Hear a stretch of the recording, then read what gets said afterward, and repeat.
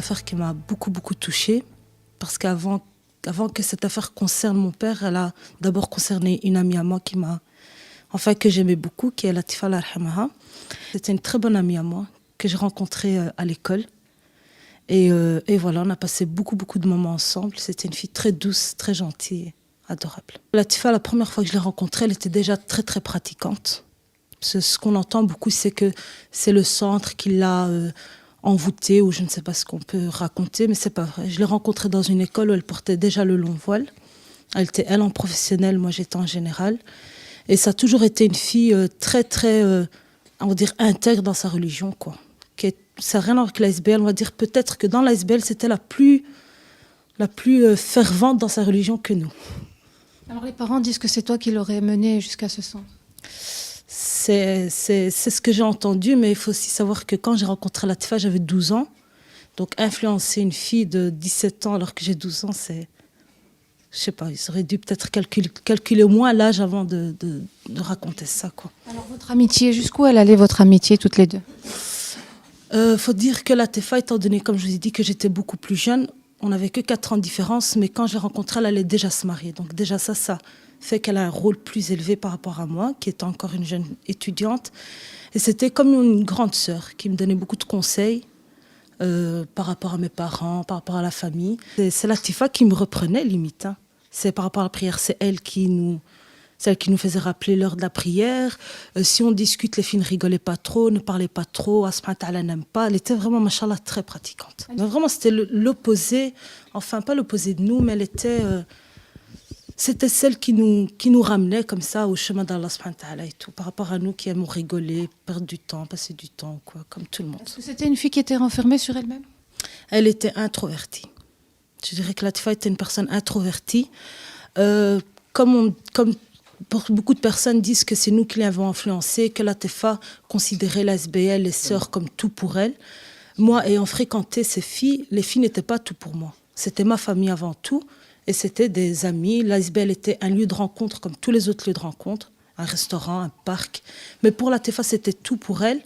Je ne suis peut-être pas psychologue, mais moi je me dis, à ce moment-là, c'est là qu'il faut se poser la question. Pourquoi Latifa, les filles et l'ASBL étaient tout pour elle?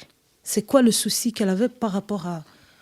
Pourquoi elle s'était autant rattachée à cette ASBL alors que nous-mêmes qui fréquentons cette ASBL, c'était un lieu de rencontre, quoi. Étant donné que c'était une personne fort proche à moi, on a essayé de retarder l'annonce de son décès. Et plus tard, quand j'ai appris que mon père était un gourou, ça m'a choqué, ça m'a heurté, quoi. J'ai essayé de comprendre d'abord c'est quoi gourou. Après, si on voit les gourous par rapport aux sectes où ils les dirigent, où ils payent ce gourou, le gourou, dirige leur vie, mon père est l'opposé de ça, quoi.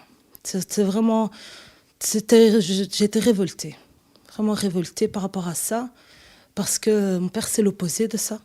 C'est un père avant tout. Avant d'être un cheikh, ou je ne sais pas comment les gens peuvent le prendre. Pour moi, c'est mon papa. Et c'est un papa qui m'a motivée par rapport aux études. La preuve, donc j'ai toujours fait de bonnes études, alhamdoulilah. Bon, je ne suis pas doctorat ou quoi, mais qui sait, Inch'Allah, pourquoi pas. Mais je veux dire, j'ai fait les sciences, j'ai fait mes humanités en général, en sciences maths. Ensuite, j'ai fait une année en biotechnologie. Et maintenant, je fais assistante de pharmacie. Tout ça, c'est grâce à mon père, quoi. Moi, ce que je pourrais répondre à ça aux gens qui pensent que c'est un gourou, déjà avant de mettre cette étiquette parce qu'il a cette barbe ou cette labaya, c'est de discuter avec lui. Parce qu'une personne qui est vraiment un gourou, en discutant avec lui, on va le sentir dans sa manière de transmettre le message et sa manière d'être avec les autres. Ça va se voir. Donc peut-être les gens qui ne lui parlent pas directement vont avoir cette image-là. L'habit ne fait pas du tout le moine. C'est vrai, comme j'avais dit à la juge, elle m'avait posé la question. J'ai dit, certes, il peut faire peur avec cet habit-là, mais je me dis aussi, les gens les plus dangereux dans le monde entier n'ont pas forcément une barbe ou une labaya blanche. Hein. Pourtant, c'est des hommes très dangereux pour la société. Et ils n'ont pas de...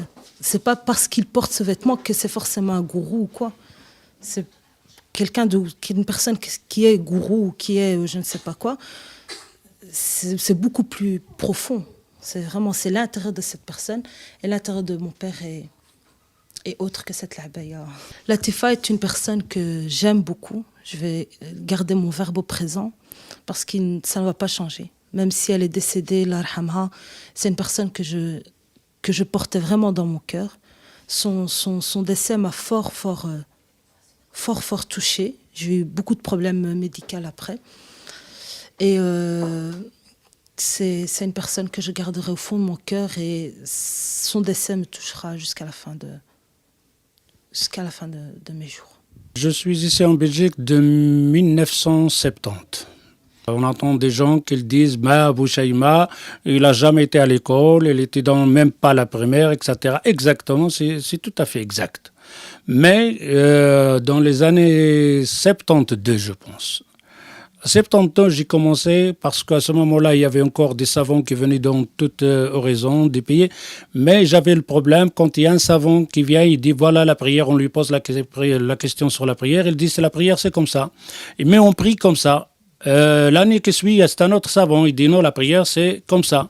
Et j'avais des problèmes, je dis, pourquoi je dois prier une fois comme ça, l'autre, il me dit comme ça. Et alors, j'ai téléphoné à mon père, qui lui aussi un cheikh à l'Oussema, connaît le Hajj al-Oudrasi. Je dis, j'ai un problème avec ma pratique de ma religion. Il dit, c'est quoi? Je dis, une année je prie comme ça, une année je prie comme ça. Il dit, mais pourquoi? Je dis, mais c'est d'après les savants. Ils disent, mon fils, tu n'y arriverais pas comme ça. Il faut toi-même aller lire, toi-même aller chercher cette connaissance et cette science. Et discuter avec les savants, et s'asseoir devant les savants, et discuter ce que tu as lu, et c'est comme ça. Effectivement, c'est comme ça que j'ai commencé. J'achetais des livres, je demande aux gens, aux savants quel livre, et alors ils me conseillent un livre, 2 livres. Je commence à lire ces livres-là, et je prenais par exemple, je les ai environ, sur 24 heures, je lis environ 7 ou 8 heures. Comment est-ce que vous en êtes arrivé là, avec cette lecture coranique? Il y a des gens qui sont venus chez le prophète sallallahu alayhi wa sallam, il dit, ou le hadith fi sahih muslim, il dit, Ya Rasulallah, kunna narqi fil jahiliyyah. On faisait la ruqya donc avant l'islam. Et on entendait que c'est pas bon, parce que donc avant l'islam, c'était des shirk. Hein? Et le prophète sallallahu alayhi wa sallam, et c'est là qu'on va comprendre qu'est-ce que ça veut dire ruqya. Il dit, A'ridu alayya ruqakum. Montrez-moi. Est-ce qu'on peut dire, si ces personnes qui disent au prophète, kunna narqi fil jahiliya, ils lisaient le Coran? Non, il n'y avait pas encore la ruqya. Ils disent avant l'islam. Et alors, ils faisaient ruqya avec quoi?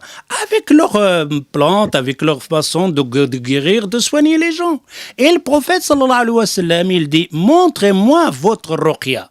Comment vous faisiez ruqya? Il a regardé. Mais dans le sahih, il n'a pas été dit c'était quoi le genre de ruqya qu'ils font. Non, le prophète, quand il a regardé, il a dit, la ba'sa bir ruqya ma lam takun shirka. Voilà comment on comprend ruqya. C'est pour ça, ruqya, c'est pas quelque chose que le prophète sallallahu alayhi wa sallam, il dit la ba'sa bir ruqya. Il n'y a pas de mal à faire ruqya à condition, la seule condition qu'on a de ruqya, qu'il ne soit pas de shirk, de l'association à Allah. Voilà la ruqya. Et comment, dans votre question, vous me dites comment je suis arrivé à ruqya, je lisais un livre. Il y a longtemps maintenant, je lisais un livre et alors dans ce livre-là, il y a un savant qui dit, il y a beaucoup de savants qui parlent de la religion, du dogme, de l'iman, etc. Mais il y a une chose que les savants doivent faire. Les prophètes, ils faisaient da'wah, mais aussi ils soignaient les gens. Et le fléau qu'on a dans le monde maintenant, question de ruqya, si les savants ne font pas ruqya aux gens et laissent les gens aller chez les charlatans, c'est pas bien. Il faut que dans chaque village, dans un pays, dans une ville, qu'il y a quelqu'un qui fait ruqya ou apprend aux gens comment faire ruqya pour se soigner contre ce genre donc de fléau, de maladie, de la sorcellerie et tout ça. Et c'est de là qu'est venu, puisque ce savant, j'ai oublié le nom, il dit un savant c'est bien de faire guérir les gens au point de vue donc de la connaissance de la religion, mais l'aider aussi au point de vue qu'ils ne vont pas chez les marabouts ou chez les charlatans. Il faut leur soigner, de leur montrer qu'il y a une ruqya shar'iyya, c'est-à-dire qu'il n'y a pas de haram.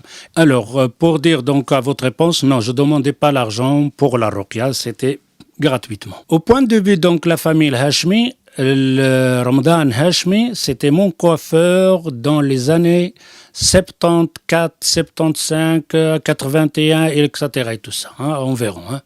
Donc à rue de Braba, tout à fait au fond, donc à rue de Braba, il y a le coiffeur là-bas. Et c'était mon coiffeur. Et le Hashmi, je le connais de ce moment-là. Simplement, après on s'est perdu de vue. Etc. et tout ça. Et après, simplement, quand j'étais au Jardin des Jeunes, sa fille venait là-bas, suivre les cours, mais je ne le connaissais pas. Un jour, ma fille me dit, tu sais, c'est la fille là-bas, il a un oncle qui te connaît. et c'était Mimoun Zerioua. Je le connais aussi très bien.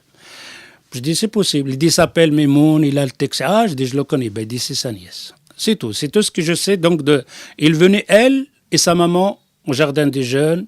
Ils sont venus aussi chaussée d'acte. Je veux savoir que c'est la fille de Hachmi et la femme de Hachmi, chaussée d'acte.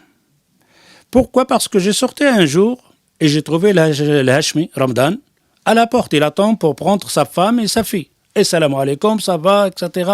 Je dis, t'attends qui? Il dit, ma fille vient de chez toi, il vient au jardin des jeunes, il vient ici. Ah, je dis, c'est Latifa. Oh, il dit, oui. Et ma femme aussi. Ah, je dis, Masha'Allah. Alors, ça, à ce moment-là, on a repris le contact qui a été, on s'est perdu de vue, etc. et tout ça. Il avait l'air d'être content ou contrarié parce que sa fille et sa femme étaient dans vos locaux? Non, très, très content. Très, très, très content. Il dit, ma fille, Masha'Allah, il apprend bien. Et ma femme aussi, il aimait bien, etc. Et tout ça. Il les amenait chaque fois, chaussée d'acte, etc. Et alors, c'est-à-dire la femme de Hachmi, la maman de Latifa, j'avais une discussion sur les sectes. Et ça a été posé les questions sur les sectes. Et alors, j'ai dit non, les sectes, les partis, il n'y a pas de secte, il n'y a pas de parti. La personne ne doit pas rentrer dans une secte ou une parti. Il doit être libre et de choisir, etc. et tout ça. Et là, maman, il m'a posé la question. Il dit, mais j'ai un problème avec mon fils Lotfi. Alors, à ce moment-là, je dis, qu'est-ce qu'il y a? Il dit, mon fils Lotfi, il est Sophie. Et il vient de se marier, j'ai peur qu'il va ramener son épouse dans le sophisme aussi. Alors, une maman qui vient faire plaisir à sa fille, parler de sophisme, il sait que le sophisme ça va pas, et il me demande si je peux intervenir pour discuter avec l'autre fille, de lui dire ne rentre pas dans le secte du sophisme. Effectivement, c'est ce que j'ai fait. J'ai discuté avec l'autre fille, avec son cher point de vue du sophisme, mais ça n'a pas marché, il a suivi son chemin. Si je prends Latifa al-Hachmi, ce n'est pas la première à qui j'ai fait ruqya dans la famille al-Hachmi. Premièrement, la ruqya que j'ai fait, il y avait Mourad qui est venu, le mari donc de Latifa.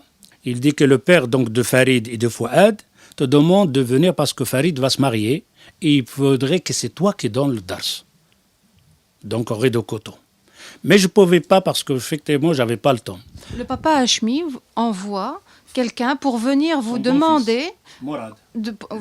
Pour venir vous demander d'assister au mariage de son fils. De son fils et de faire un rappel. On voit bien les gens qui disent on ne connaît pas, c'est des gourous, etc. Et il a insisté 3 fois, Mourad, il dit, Ramadan Hachmi, il dit, si tu lui fais ce cadeau de plaisir de venir présenter toi-même dans son mariage, le mariage de son fils. À la fin, je suis parti. Rideau Coteau, effectivement, il y avait Farid, le mari qui va se marier, il y avait Salim, il y avait les jeunes donc de la plume, ils étaient là aussi. Et alors, j'ai donné effectivement donc dars. Après ce mariage, je ne sais pas, 4 mois ou 5 mois, le père me téléphone.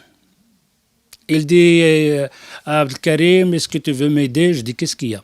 Il dit, tu te rappelles le mariage de Farid, etc. Je dis, oui. Ben, il dit, ça ne va pas avec sa femme. Je dis, pourquoi? Il dit, sa femme, elle est possédée. Et alors là, voilà la première ruqya. Dans la famille Hachmi, c'est son fils Farid. Ramadan Hachmi, il dit à son fils Farid, tu lui expliques tout. Hein? Ne cache rien. Dis-lui tout. Comme ça, lui, il sait qu'est-ce qu'il va faire. Alors je dis, Farid, qu'est-ce qu'il y a? Le problème. Il regarde comme ça, il ne veut pas parler. Moi, je sais quand les jeunes comme ça, ils ne veulent pas parler devant les parents, donc des trucs... Je dis, tu veux qu'on reste seul? Il dit oui. Je dis au père, c'est-à-dire Ramadan et la maman de la mariée et la maman de Farid. Est-ce que vous voulez bien quitter la pièce? Ils sont sortis. Alors je dis à Farid, parle, discute. À peine qu'il a voulu parler, j'entends un bruit dehors, donc de la pièce, quelqu'un qui est tombé. Et je vois cette femme-là, donc la femme de Farid. Et Farid, il ne bouge pas. J'entends un bruit. Tout d'un coup, j'entends la lecture du Coran. Je regarde, il ne bouge pas ces gens. Je dis, Farid, non, c'est maman. Il a des crises. Mon père, il s'occupe. J'ai fait ruqya à elle, pas à Farid. Farid, de l'autre fois, il a dit, j'ai fait ruqya à lui, j'ai rien fait à lui. J'ai lu sur la femme donc, de Farid, la première ruqya dans la famille Hachmi. Pendant une demi-heure, la fille n'a pas bougé.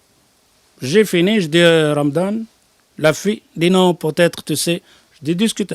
En sortant, il dit, tu reviens encore une fois pour être sûr et certain. Je dis, Inch'Allah. Alors il avait 20 euros, quelque chose, et il dit, tiens, je dis non, il me l'a jeté comme ça parce qu'il était fâché. Je dis, écoute, Ramadan, c'est ton fils qui a des problèmes, c'est pas la fille. Ça, c'est la première ruqya au point de vue de l'Hashmi. La deuxième ruqya, c'est Fouad, le grand. On a pris rendez-vous, c'est du côté Saint-Gilles. J'ai été là. Effectivement, sa femme, elle était malade. Et alors, ce Fouad, qui va dire après, je suis arrivé chez ma sœur, Latifa, j'ai trouvé Asnagé, je ne le connais pas, avec une barbe comme ça. Je venais juste de faire ruqya à ta femme. Alors, il y avait même encore une autre ruqya d'une cousine de l'Hashmi. Point de vue de Latifa. Latifa, il venait encore Riwelem, au centre, écouter les doros, etc. Mais il commençait à me dire, écoute, cher, j'ai des problèmes. Mais il ne me dit pas quel problème. Donc, dans un dars, Riwelem, je donnais le dars et Mourad, il me tourne. Quand on a fini le dars, c'était des questions privées. Et je le vois, il vient et il me tourne. Je dis, celui-là, peut-être, il veut fermer le centre, c'est mort. Ça, il me dit. Je dis, tu veux fermer? Il dit, non, je veux te parler. Ah, je dis pas. J'ai fini vite avec cela. Il dit, hier, on n'a pas dormi, moi et ma femme. Il est bizarre. Il me dit, qui es-tu? Il ne me reconnaît plus. Il me dit, tu dois dire Bismillah quand on mange. Il m'énerve avec ça. Je dis, j'ai dit Bismillah. Et il me dit, non, je n'ai pas entendu. Et il me dit, on doit faire le pèlerinage. Des trucs de religion comme ça. Et tout d'un coup, il revient. Il dit, qu'est-ce qui se passe? Qu'est-ce que j'ai dit? Il dit carrément déboussolé. En discutant comme ça avec lui, dans le centre, il y a une femme qui dit, cher, on t'appelle, les femmes, on t'appelle. Dans l'autre couloir, parce que notre pièce. Je vais vers les femmes, je dis à Mourad, une minute parce qu'on m'appelle, il y a quelque chose. Et quand je suis arrivé là, c'était Latifa entourée de 3 sœurs ou 4. Je dis, qu'est-ce qu'il y a? Il y a une sœur, il me dit, depuis que dans ton dars, elle parle, je vais m'envoler, je vais quitter les lieux, je ne sais pas qu'est-ce qu'elle raconte. Alors moi, je vais lui parler. Je dis, Latifa, ça va? Et il me regarde et me dit, qui es-tu, toi? Je ne te connais pas. Alors là, je dis, mais c'est pas possible ça. Alors tout d'un coup, il parle comme un bébé, je peux toucher ta barbe? Je dis, sûr, ça va, j'ai compris. Je retourne vers Mourad, j'ai dit, Mourad, c'est ton épouse. L'histoire d'hier chez toi à la maison, ça recommence. Prends ton épouse et on en discutera demain, Inch'Allah. Je dis, ouais, c'est ça. Alors, il est parti, après sa femme, avec les sœurs, ils l'ont aidé parce qu'ils n'habitent pas loin, quelques pas de centre. Voilà, c'était le samedi, le dars de samedi. Et le dimanche, c'était donc la fête donc, dans le quartier. J'habite à Saint-Josse, rue Saint-Alphonse. Ce jour-là, le dimanche, ils avaient la fête, ils font la fête dans la rue. J'ai prié Salat al-Fajr, tout d'un coup j'entends la lecture du Coran, mais fort. Tout d'un coup ça arrête. La lecture s'arrête. J'étais quelqu'un qui est en train de tester ses haut-parleurs sont amplis avec le Coran, le quartier va dire ça. Je dis mais ce sont les gens quand même parce qu'il y avait des Marocains, mais on sait bien que ça va être de la musique, pas de Coran, qu'est-ce qu'il fait celui-là? Ou alors il le fait exprès. Et ce Coran comme ça, il s'arrête, mais fort, fort, fort. Tout d'un coup, j'entends la sonnette. Je regarde, je vois Mourad, il me fait. Je descends, il y avait la voiture blanche, la porte de côté donc de passager collée au mur. Je dis, mais arrête ça. Il dit, c'est Latifa, ma femme. Je dis, mais enlève la cassette. Il lui a enlevé la cassette. Il dit, on n'a pas dormi. Il est sorti de la maison pieds nus, avec le pyjama. Je l'ai attrapé dans la rue. Je l'ai fait rentrer à la maison. Pas moyen donc de la contrôler. Et c'est pour ça que je l'ai mis dans la voiture et j'ai fermé la porte et je le tenais, j'ai roulé avec une main comme ça jusqu'à qu'on est arrivé chez toi. Je dis bon, reste là, je vais m'habiller et on va chez toi. Pour qu'on arrête. Effectivement, je me suis habillé, j'étais chez lui à la maison. Effectivement, j'ai fait ruqya à Latif al-Hashmi, la première ruqya. Voilà comment c'était intervenu dans la première ruqya de Latif al-Hashmi. Quand Latifa il est venu, dans ce cas-là, je dis je vais faire ruqya. Évidemment, à ma connaissance, à mon expérience, quand j'ai fait ruqya, c'est le djinn. Et c'est là le problème, on ne peut pas expliquer à la personne le djinn. Quelle a été sa réaction? Vous avez lu sur elle, quelle a été sa réaction? Mais la réaction, il a commencé d'abord à bouger. Les mains qui se plient, les images, parfois il va rigoler, parfois il va pleurer, parfois c'est une voix d'un homme très forte, parfois c'est un bébé qui parle. Alors là, pour les autres, elle dit c'est la schizophrénie, deuxième personne, appelée, comme nous on l'appelle, le djinn possédé. Alors c'est ça les réactions qu'il y a eu, c'est-à-dire qu'il change de voix, il parle bébé, il rigole, il pleure, il se tord. Pour moi, ça a un rapport avec ruqya. Il peut avoir même les psychiatres. Alors, c'est là quand on dit, je dois lui dire, va chez le médecin. Donc, en général, la personne, quand elle me téléphone, pas me prendre comme ça en surprise, etc., de me ramener la personne malade et j'entame la ruqya, je dis chaque fois, va voir le médecin, va faire les analyses, etc. Mais ici, donc, le cas de Latifa, non, c'est une surprise, il te ramène devant chez toi à la maison, et qu'est-ce que tu fais? Tu fais la ruqya. Et là, demain matin, tu reviens pour savoir, tu fais une ruqya. Alors, j'ai fait 2 ruqya ou 3 ruqya.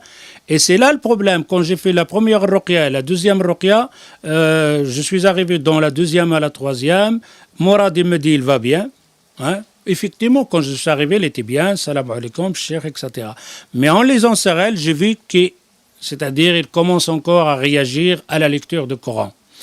Et c'est là qu'on dit que c'est la grand-maman qui a dit à Morad de téléphoner aux parents. C'est faux, c'était moi et Morad qu'on a discuté. Je dis les parents, ils sont au Maroc. Je dis, je crois qu'on doit leur téléphoner. Je dis oui, on leur téléphone qui doit. Mais je dis, sans les affoler, vous dites simplement que votre fille, il a besoin de votre présence, il n'est pas bien. C'est tout. Et c'est nous qui a dit téléphoner parents. Voilà les donc 2 jours ou 3 jours que j'ai fait ruqya. Et à ce moment-là, j'ai dit, appelle les parents, qu'ils prennent leurs décisions aussi. Il y a les parents, etc.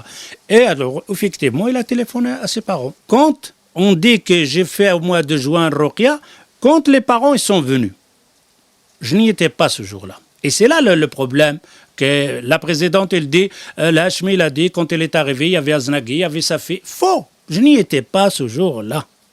Et sa fille n'y était pas allongée. Les sœurs, ils savaient que le père, il allait venir. Et alors, ils ont habillé Latifa, ils ont discuté, parfois, oui, parfois c'est Latifa, parfois c'est pas Latifa.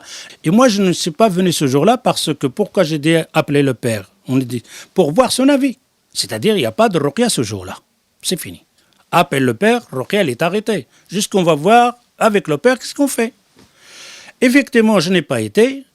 Après, les sœurs ou ma fille qui m'a dit qu'il est venu, mais elle était fâchée, mais je n'ai pas compris qu'est-ce qu'il m'explique là.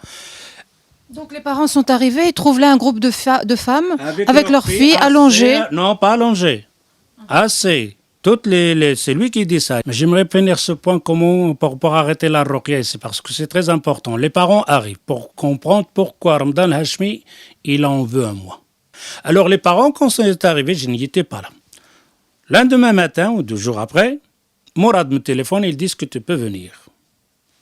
Parce qu'il y a la réunion de la famille ici pour discuter, donc ça va. Je n'ai pas été pour faire ruqya ou quoi que ce soit. Quand je suis arrivé, la maison, elle était pleine.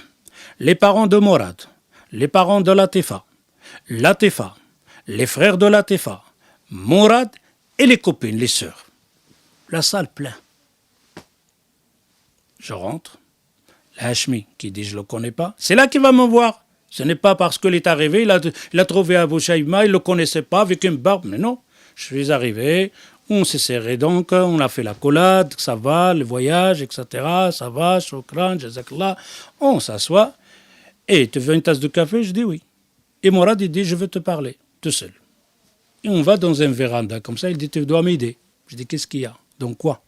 Il dit, le père veut prendre sa fille au Maroc, chez les sorcelleries comme d'habitude. Et Latifa, il ne veut pas. Il dit, alors il faut m'aider. Je lui dis, écoute Morad, ça, c'est pas moi qui rentre là-dedans. Tu es l'homme, tu es son mari, ça c'est son père, c'est la discussion entre toi et lui. Il va au Maroc, il va à l'hôpital, c'est entre toi. Moi, il ne faut pas me rentrer là-dedans. Faire ruqya, d'accord. Discuter, qu'est-ce qu'il va faire, lycée ruqya au Maroc ou quoi, c'est entre vous. Mais il me dit, parce qu'il s'énerve sur moi, je dis, te prends tes responsabilités. On est revenu dans le salon, je prends ma tasse de café. Latifa, elle était assise comme ça. Les parents, je me rappelle, les parents, ils sont ici. Latifa dans un fauteuil là-bas, les sœurs debout, dans l'autre salle. Et alors, Morad, il dirige vers Latifa, il lui dit, on l'entend, il dit, tu veux que je m'occupe de toi ou c'est ton père? Il dit, non, toi. Le père, il saute sur Latifa, il lui dit, écoute, vous les genoux, moi j'ai des genoux aussi, je vais vous combattre, c'est moi qui va vous tuer. On était là, toute la famille, là. C'est pour ça. Pourquoi on n'appelle pas toute cette famille pour voir qu'est-ce qu'il disait à cette fille-là, à sa fille? Elle était terrorisée comme ça. Moi j'ai des genoux, écoute, moi je vais combattre les genoux, je sais c'est les genoux qui parlent, c'est pour ça là ils ont peur de moi. Il est revenu s'asseoir, la fille, Latifa, elle est restée comme ça. Tout d'un coup je le regarde, je dis, ça va? Il dit, écoute cher, moi aussi j'ai des genoux. Mais mes genoux, on se comprend. Quand je vais au Maroc, je lui dis, me laissez tranquille, et on me laisse tranquille. Je dis, bon, ça va. Ça, c'est le papa Hashmi qui parle. Il dit, j'ai des genoux, quand je vais au Maroc, mes genoux, je leur dis, restez tranquille, et reste tranquille. Et c'est moi qui va m'occuper de ces genoux-là. Je vais les tuer. Mes genoux, ils sont plus forts que... Ça va, pas de problème. Morad, il dit, écoute, j'ai posé la question à ma femme, il dit, c'est moi. Et le père, il dit, non, c'est moi le papa. Ça discute entre Morad et nous, on écoute. Et tout d'un coup, le Hachmi, le père, il dit, attends. Le cheikh, il connaît dans la religion. Et c'est lui qui va me poser la question. Moi, j'interviens pas. Il dit, bon, toi, tu connais dans la religion. Qui a le droit? C'est le père ou le mari? Je dis, tu veux une réponse religieuse? Il dit, oui. Il dit, le mari. Quoi, le mari? C'est moi qui l'ai éduqué. C'est moi qui l'ai enfanté. Le mari, lui. Je dis, écoute, je viens te dire, c'est le mari au point de vue de la religion islamique, c'est le mari. Là, il s'est fâché, mais à la fin, puisque les parents, la famille, il était là, il a accepté comme quoi c'est l'islam qu'il dit. Alors, il se tourne vers son bon-fils, c'est-à-dire Mourad, le mari de Latifa, rahimallah. Il dit, alors, te prends tes responsabilités, mais terre ton plan. Le calme, il est revenu. Je veux les partir, j'ai fini ma tasse de café, c'est fini. Maintenant, il dit, cher, tu pars? Je dis oui. Il dit, puisque tu es là, pourquoi on ne fait pas déjà une ruqya? Parce que hier, tu n'es pas venu. Ça, c'est le mari. Le mari. Je dis, comme vous voulez, parce que là, il dit, mais non, on va dans la pièce. Alors, il y a une pièce communicante avec un rideau, simplement. Je dis, comme vous voulez, pour moi. Mais il dit non. Il demande à Latifa, tu veux faire une ruqya maintenant? Latifa, il dit oui. On passe à l'autre pièce. Et je fais ruqya maintenant, pas une personne qui est présente. Ça, quand les parents sont revenus de Maroc. C'est pour ça l'avocat général, il ne veut pas parler de ce maman. Il dit à ce moment-là, il n'y a pas de torture. Parce que les parents, ils étaient là. Et qui t'a changé ton ruqya. Ce qui a eu la torture avant les parents, c'est-à-dire avec Mourad les 3 jours. C'est là qu'il y a la torture. Alors, j'ai fait ruqya à Latifa en présence de toute la famille. Donc, dès que j'ai commencé ruqya, la maman, elle est tombée dans l'autre pièce encore, comme l'autre fois. Il est rentré en transe, j'entends le bruit, ça crie. Mourad, il dit, la maman, il est là. Je dis, bon, je continue la lecture pour que je ne sois pas distrait donc ma lecture. Et tout d'un coup, Mourad, il dit, la maman veut venir écouter aussi le Coran tout près. Je dis, ben laissez-la. Ils l'ont lâché, il est venu, un Coran à 4 pattes, il se met à côté de sa fille, il écoute le Coran, il tremble. J'ai fini la lecture du Coran, c'est-à-dire ruqya une demi-heure, comme ça, 40 minutes. C'est calme un petit peu. Je pose la question à Latifa, comment ça va? Mal, donc comme un genre de migraine, le ventre, les pieds, la chaleur, les fourmis, toutes les symptômes, quoi. Je me tourne vers la maman, et toi? Il dit, ça va, cher, c'est bien, je suis bien, ça va. On a fini, je suis parti. Et demain, qu'est-ce qu'on fait? Il dit, Mourad, tu viens demain? Je dis, regardez-vous, vous êtes d'accord? Il dit, non, ça va, on est d'accord. Je dis, le père? Non, ça va, d'accord, pas de problème, ça c'est le père. Vous lui avez jamais donné de bain? Je ne donne pas de bain ni femmes aux hommes. Jamais au grand jamais. Ils font le bain entre eux. Entre son mari ou alors. Jamais. Quand ils disent non parce qu'ils ont fait la ruqya, parce que c'est toi qui leur as dit le bain. Quel bain? Moi, il y a des centaines qui font le bain. J'en ai en Hollande, j'en ai en Allemagne, j'ai en France, j'étais en Belgique. Allez lui poser la question, est-ce que vous faites des bains? Ils vont vous dire oui. Ils ont un problème? Non. Ce n'est pas d'aujourd'hui, ça fait 20 ans. 20 ans de ruqya. Vous avez des centaines d'adresses que vous avez posé la question. Est-ce qu'Abachaïma, Bznaghi, vous dites le bain, on fait le bain, vous avez des problèmes? On n'a pas de problème. Je dis, vous faites les bains entre vous. Et voilà. Et alors, je leur dis, les parents, pas la forcer. Il rentre dans le bain consciente, en forme. Il rentre quand il veut. Il sort quand il veut. Ne la forcez pas, ne faites rien. Vous êtes là, si jamais il s'évanouit, de la sortir. Parce que quand quelqu'un est malade et qu'il rentre en transe, on ne va pas le... Et encore, moi, je fais toujours le bain après la lecture. Quand la personne, elle revient en lui-même. C'est-à-dire, ce qui est en lui, il est déjà fatigué, il ne bougerait pas. On ne rentre pas quelqu'un dans le bain et commence à se débattre. Ça, c'est en dehors de bain. On fait la lecture du Coran. Moi, quand je finis la lecture du Coran, je parle à la personne, il revient en lui-même, et il boit. Je dis, après, tu fais un bain avec ta soeur, ou toi-même, ou ta femme, ou ton mari. C'est tout. C'est ça le bain. Alors, quand on va voir maintenant, ils disent, c'est Aznaghi qui a pris la ruqya à Xavier. OK. Qu'est-ce qu'il y a? On prend le casque. Vous dites le casque 24 heures, ça c'est de la foutaise. 24 heures, il n'y a pas donc de 24 heures. On ne peut pas faire la ruqya 24 heures. Quand Mourad il dit, j'ai acheté une chaîne, j'ai fait un haut-parleur dans la cuisine, c'est-à-dire, c'est une lecture de Coran à basse voix dans la maison. Lui-même, il écoute. S'il est torturé, lui-même, il est torturé. Toutes les personnes qui rentrent là, ils sont torturées. C'est simplement une lecture douce à la maison, continuellement, et on fait notre travail, etc. C'est ça la lecture, donc le ruqya du fond. Pas 24 heures, oui, ça se peut qu'il ait 24 heures. Là, il est répété à la maison. Où il est le problème? C'est lui, il est torturé, la latifa, elle est torturée, et bien le mari, il est torturé aussi. Alors, le problème ici, le casque. Moi, quand je fais le casque, on ne dépasse pas une demi-heure, 1 heure maximum. Et quand je fais le casque, quand je prépare de l'eau, quand je vais préparer de l'eau, je fais le casque. J'ai fait une eau, je l'ai moi-même encore 1 heure et j'arrête. Je prends mes affaires et je pars. C'est-à-dire le ruqya en tout entre la lecture et le casque, c'est 2 heures maximum. La ruqya, c'est le bain. Pourquoi je dis le sauna? Je dis si vous n'avez pas le bain. Le sauna, c'est pour avoir cette chaleur, la circulation de sang, etc. C'est tout. Tu le fais dans le bain ou tu le fais dans le sauna. Et la personne doit être consciente quand elle rentre dans le bain. L'objectif du bain, c'est quoi exactement? Le bain ou le sauna, c'est la même chose. Le bain, parce que moi, je croyais que c'était moi, mais après, quand on fait la recherche, on trouve que ce bain existe en Égypte. Je l'ai trouvé même en Argentine. Le bain chaud, qu'on appelle bain turc, etc. Moi, c'était arrivé comme ça. Je faisais ruqya à une sœur, et cette sœur-là, il avait donc les pieds, il dit j'ai des problèmes dans les pieds, etc. Et je fais petite bassine avec de l'eau de ruqya, je mets les pieds dedans, avec ses bas et tout. Et mais donc il dit, c'est chaud. Je dis non, c'est froid. On met la main, c'est de l'eau de ruqya, ça. Pour elle, c'est chaud. Le mari dit, non, c'est de l'eau de ruqya, regarde, mets la main. Il dit, ça c'est froid, mais ceux-là, ils sont chauds. Mais ils ne veulent pas laisser. Je dis, pas de problème, on va faire un peu de l'eau tiède. Allez. Pour qu'il te reste un peu. Je dis, ramène un peu de l'eau. Quand on a même de l'eau, il est sauté. Il a enlevé les pieds. Je dis, mais qu'est-ce que t'as? Il dit, ça, c'est bouillant, ça. Je dis, mais non, regarde, on peut même les boire. Il dit, non. Et le mari dit, attends, il y a un problème. Quand elle prend sa douche, il fait la douche, mais ses pieds dehors. Il ne doit pas toucher de l'eau chaude. Je dis, mais pourquoi? Je ne sais pas. Je dis, alors essaye maintenant de faire la douche et tu rentres à l'intérieur. Et il l'a fait, mais pas en ma présence. J'étais parti, je dis, fait. Il dit, c'était catastrophique. Dès le djinn, il était déboussolé.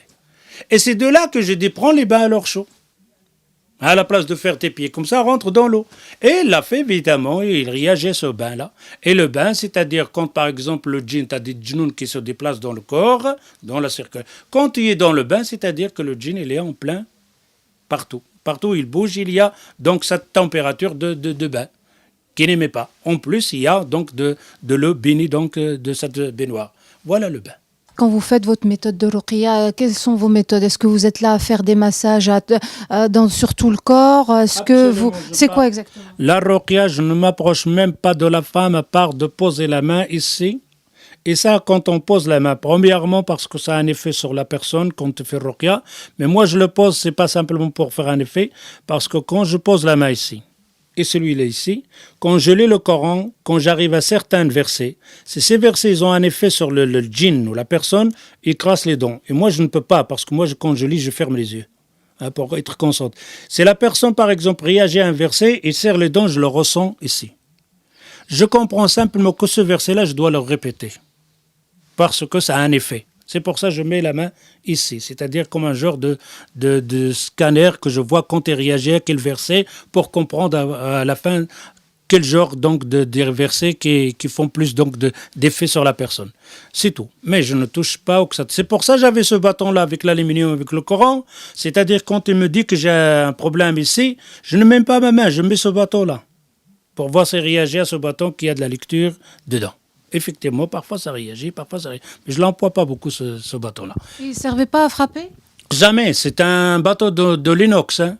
Tu frappes une fois, tu casses les os. C'est pas faire c'est un bâton comme ça, de 50 cm. Il y a un inox. Vous savez ce que ça veut dire un inox? Tu donnes un coup, c'est le bras qui est cassé.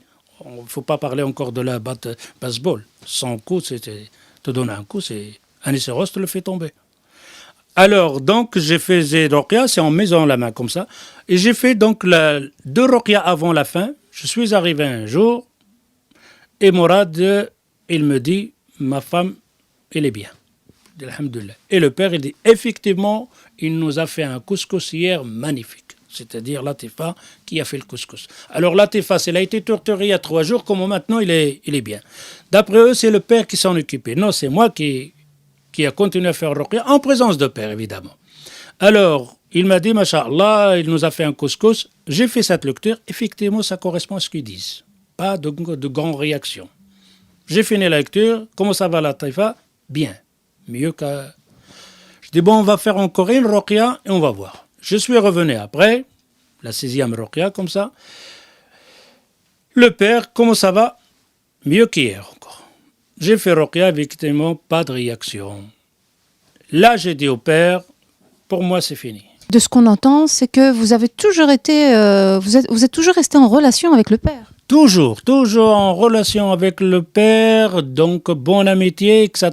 Je ne savais pas qu'est-ce qu'elle avait dans son cœur auparavant. C'est après que ça va sortir. Il va me le dire quand Latifa va mourir. Rahimahullah, il va me dire les raisons pourquoi il me déteste. Alors, je dis à Mourad et au père, pour moi, la ruqya c'est fini. Mais il continue. Il continue à boire de l'eau. Je dis à Mourad, toi-même, tu peux lire, écrire le Fatiha, les versets que tu connais. Toi-même, tu peux lire et ta femme se lave avec et il boit. C'est tout. Le père, il dit, oh, je sais lire. Je dis, voilà, le père aussi peut faire l'eau, donc bini. Pas de problème, vous n'avez pas besoin, mais il continue. Quand moi j'ai fini la ruqya, quand dans votre question j'ai une emprise sur Latifa al-Hachmi, je ne comprends pas. La Hachmi, ce n'est pas quelqu'un qui a laissé sa fille faire ce qu'il veut, il la conduit, il vient la chercher, il va le porter. C'est sa fille. Il est chez un gourou. Pourquoi il invite ce gourou donc de présenter, de faire le dars dans le mariage de son fils, Pourquoi il insiste pour que je vienne le donner cours dans le mariage de son fils? Pourquoi? On ne l'appelle pas. Pourquoi il m'appelle pour faire ruqya à sa belle-fille? Alors je ne comprends pas pourquoi dire l'emprise sur Latifa. Je n'ai pas d'emprise sur Latifa ni quoi que ce soit. Alors à quel moment est-ce qu'il vous en veut exactement? Alors ce mot-là, bon, si j'ai fini la ruqya comme je vous ai dit, le 22 juin, j'ai fini. Le 22 juin, j'ai fini. 2 jours après, Mourad me téléphone, le père de le mari de Latifa, le bon fils donc de Hachmi, le père. Il me téléphone et dit que tu veux venir à la maison. Je dis pourquoi? Latifa, il a des problèmes. Il dit non, Latifa, il est bien. Mais je dis alors, il dit le problème avec son père. Oh. Je dis je vais arriver, mais je ne sais pas. Je suis arrivé, il y avait Mourad, le mari, Latifa, rahimahullah, et le père. 3 dans la pièce. J'ai resté debout, je ne me suis même pas assis. Je dis ça va Latifa? Il me dit ça va, cher. Ça va? Il dit ça va, mais il a des petits problèmes, mais ça va, il va bien. Je dis Latifa, qu'est-ce qu'il y a? Il dit, écoute, mon père, moi, j'ai pas confiance en lui, devant le père. J'ai pas confiance en mon père, il me ramène des trucs bizarres. Le père, il s'énerve, il se lève, il dit, qu'est-ce que je t'ai ramené? Il me montre une boîte comme ça, avec des gélules, donc de vitamines, de liquide, des vitamines, des trucs là qu'on casse pour boire. Il dit, c'est ça, c'est des vitamines. Je regarde la boîte, je dis, mais Latifa, ton père, c'est des vitamines, ça vient de la pharmacie. Et là, il me dit, non, il n'y a pas que ça. Je dis, mais qu'est-ce qu'il y a d'autre? Il dit, j'ai peur de l'inceste. Mais ça, c'est Latifa qui me parle. Je regarde bien dans les yeux. Parfois, quand le djinn monte, la personne change, etc. Je dis, Latifa, tu sais ce qu'il t'a dit? Je dis, Cheikh, je te le répète, j'ai peur de l'inceste. Le mari, lui, il n'a pas compris le mot, parce qu'il n'avait pas encore le français tout. Quoi. Le père qui a compris dit, mais tu vois, il est malade. Ça, c'est le djinn. Ça, c'est le djinn. Comme j'ai vu la réaction de père, comme ça, je dis, oui, c'est possible, le djinn, mais ça, c'est une discussion entre toi et ta fille et ton bon fils. Il dit, mais tu es fou, toi, quelle discussion? T'as vu qu'est-ce qu'il dit? Je dis, Mourad, je vais partir, demande à ta femme qu'est-ce qu'il y a. Et j'ai descendu, il dit, mais c'est quoi? C'est inceste. Je dis, l'inceste. Il dit, c'est bien quoi? Je dis, des rapports entre les... C'est pas possible. Je dis, mais oui, c'est ce qu'il a dit. Il dit, mais c'est Latifa qui a parlé là? Je dis, oui. Mais le père, il dit, c'est le djinn. Si on ne discute pas, je suis parti.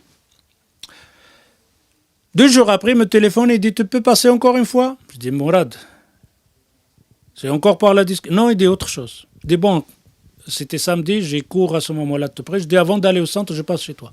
Et il me montre un sac avec des papiers, des trucs là, des écritures, avec des cases, de la sorcellerie. Je dis, c'est quoi ça, Mourad? Où t'as trouvé ça? Et Mourad, le père, donc le mari donc, de Latifa, il me dit, c'est son père qui me l'a ramené. Avec un lacet qu'on attache ses verres, plein trempé dans l'huile ou je ne sais pas gras.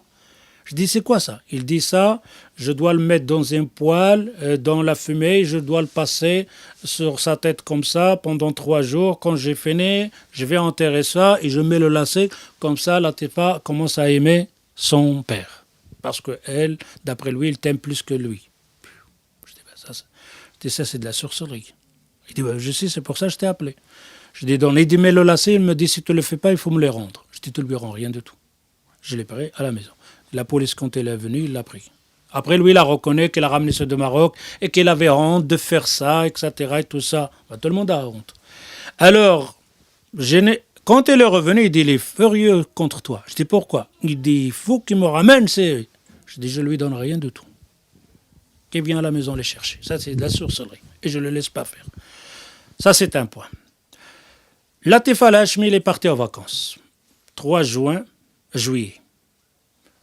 5 jours après, je suis parti au Maroc. Alors, on part tous les deux. Latif Al-Hachmi, rahimahullah, il part avec son mari à Bordeaux, en France. Moi, je pars au Maroc. C'est-à-dire, j'ai laissé Latifa en bonne santé. Des petits bricolages, ça, je sais qu'il doit continuer tout seul. J'ai dit à Morad, le mari, continue encore à faire Ruqya, mais ce n'est pas quelque chose de grave. C'est-à-dire, elle tout seule. Ils sont partis en France, effectivement, ils étaient bien, etc. La maman téléphone, ils sont bien. Moi, je sais de rien. Il revient de Bordeaux. Il a rattrapé cette crise, encore une fois, mais en plus fort. Moi, je ne sais pas. C'est simplement, je reçois ma fille, Laïla, c'est-à-dire au milieu du mois de juillet, à la fin de juillet. Il dit, Latifa, il est revenu de France et il a rattrapé sa crise. Il dit, c'est Salim qui s'en occupe. J'avais dit à Morad, tu n'as pas besoin d'appeler quelqu'un. Occupe-toi de ta femme. Je leur ai fait mon conseil, je dis, écoute, si jamais il y a un récidive, n'appelle personne. C'est simplement la lecture du Coran, tu lui donnes l'eau, tu lui donnes à boire, il se lave avec, tu continues comme ça. N'appelle personne. Quand il m'a dit, ma fille m'a dit, c'est Salim, je dis, bon, Salim, ça va. Pas de problème. C'est tout. Après une semaine, je reçois le deuxième fil de téléphone de Salim, Xavier. Allô, Cheikh, on a un problème, on est sorti de chez Morad, Latif Al-Hachmi, il est tout à fait bleu, on a appelé l'ambulance. Je dis, oula. Et vous êtes où? Il dit, on est dehors. Je dis, vous êtes sauvé ou quoi? Non, il dit, on est parti, Morad, il dit, parti, on est parti, on l'a laissé avec sa femme, l'ambulance va arriver. Je dis, pas de problème, vous laissez Morad avec sa femme, ça a été inscrit partout, lui-même il l'a dit. Je dis, mais si jamais on vous interpelle, dites que la vérité. Rien que la vérité, ne dites pas autre chose que la vérité. Il dit, ça va cher, c'est la vérité. Effectivement, lui, il avait dit que la vérité, les autres qui commencent à chipoter un peu à gauche, à droite. Voilà tout ce que j'ai reçu donc de Latif Al-Hachmi. Il m'a téléphoné la deuxième fois pour me dire que Latifa, rahimahallah, il est mort à l'hôpital. 2 coups de téléphone j'ai reçu. Il n'y avait pas mon intervention, ni JSM, ni absolument rien. Voilà comment j'ai laissé Quand je suis revenu de Maroc, donc à la place Pavillon, je sors de la mosquée, c'était un vendredi, et le père, il m'appelle. Et c'est là que je vais comprendre qu'est-ce qu'il a contre moi. Tu te rappelles quand tu as dit que le mari il a plus de l'autorité sur Latifa que moi? Je dis oui. À cause de ça, je te coupe les pieds. Comme ça le terme. À cause de ça, je te coupe les pieds. Et tu as vu le truc là, le sac de médicaments pour ma fille? C'est toi qui l'as pris. C'est à cause de toi qu'il est mort. Si tu aurais laissé Morad faire son médicament, il serait guéri, il ne serait pas mort. Ces 2 choses, je te coupe les pieds. Voilà pourquoi le père, il a une dent contre moi. Il vous a menacé? Oui, il dit, de ce terme-là, il y avait même 2 personnes, des amis à lui, que je le connaissais. Il y en a un qui s'appelle Mémoun Coiffeur, il dit, je te coupe les pieds. Et tu ne vas pas échapper. Voilà. Ça, c'est le père. Pourquoi il est contre moi? Parce que je n'ai pas laissé donner sa sorcellerie à ça. Et parce que j'ai dit que le père, le mari, a plus d'autorité que toi sur Latif Al-Hachmi.